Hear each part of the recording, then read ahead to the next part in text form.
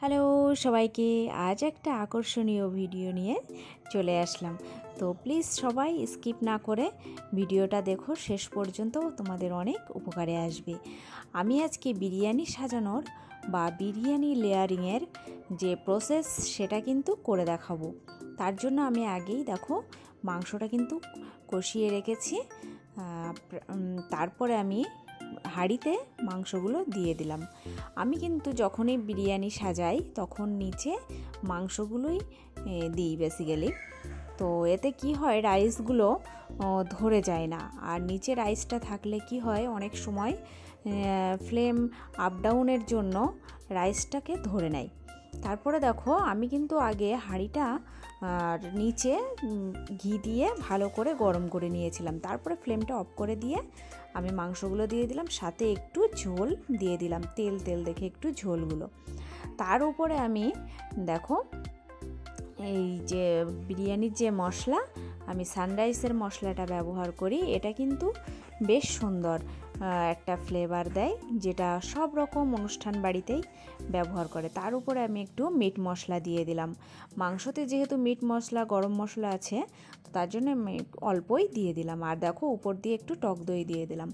টক দই দেওয়ার কারণে মাংসের যে সফটনেস সেটা কিন্তু এসে যাবে যখন আমরা ভাত দেবো। আর তার উপরে দেখো আমি রাইসগুলো ঢেলে দিলাম।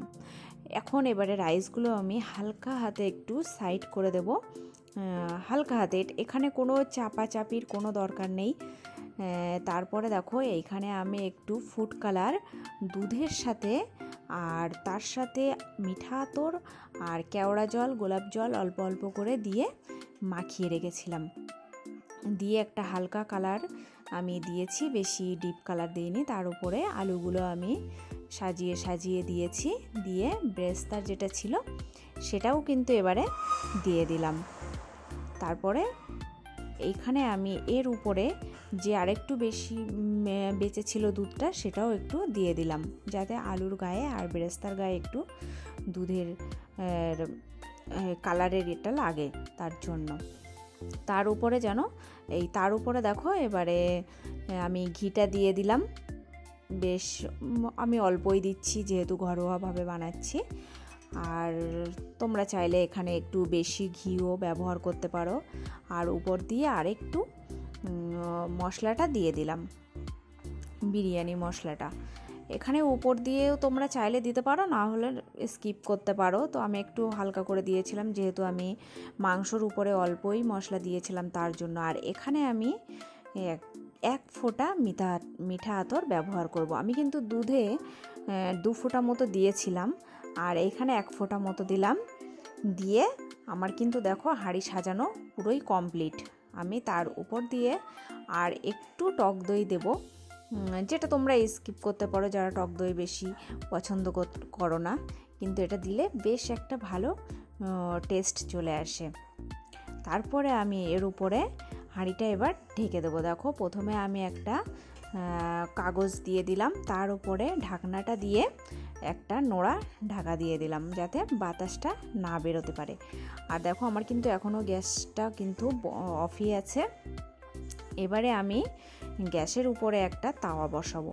তোমরা কিন্তু অবশ্যই তাওয়াটা বসাবে, না হলে কিন্তু নিচে লেগে যাবে। তারপরে তাওয়াটা বসিয়ে আমি গ্যাসের ফ্লেমটা মিডিয়াম টু হাই দিয়ে রাখবো।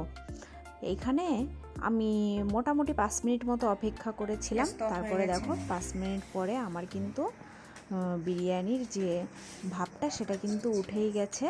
আর বিরিয়ানিটা কতটা খিলা হয়েছে একটু দেখো। রাইসগুলো কিন্তু একটার সাথে একটাও লাগেনি।